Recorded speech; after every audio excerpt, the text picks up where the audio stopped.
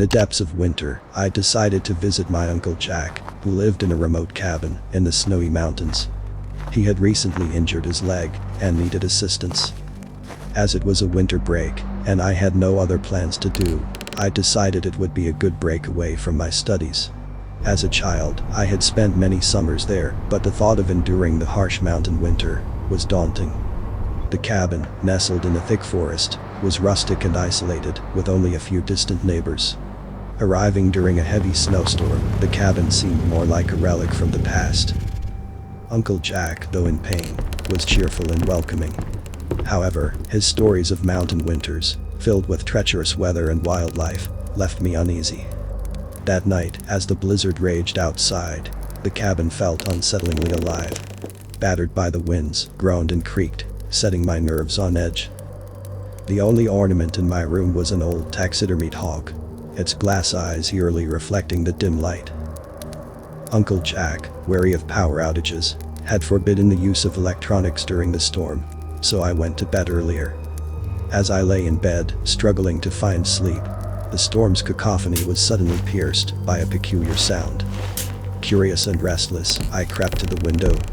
The moonlight broke through the clouds, and my heart dropped. There was someone standing in the darkness. I shielded to the edge of the window and kept looking outside. The person seemed to be digging through the snow, his movements deliberate and focused.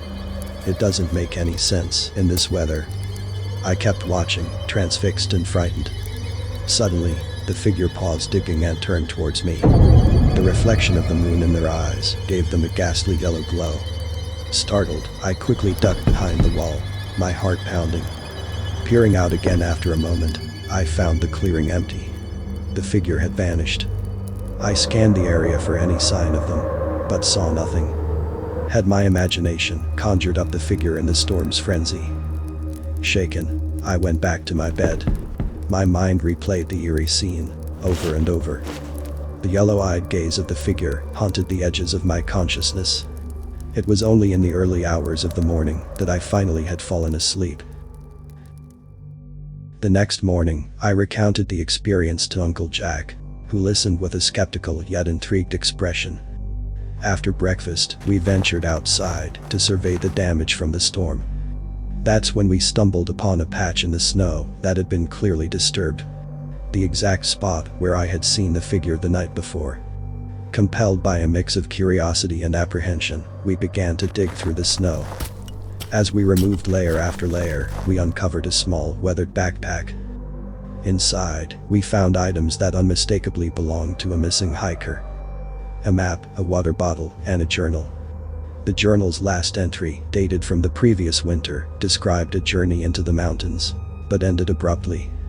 Uncle Jack, now deeply concerned, contacted the local authorities. The backpack was identified as belonging to a hiker who had gone missing the previous year. The discovery sparked a renewed search in the area, leading to the eventual uncovering of more clues about the hiker's fate. We decided to leave the cabin for now until it's safe to return. As we left, I glanced back at the cabin, half expecting to see the figure again. But there was only the endless expanse of the snow-covered forest, holding its secrets tightly in the icy grip of winter.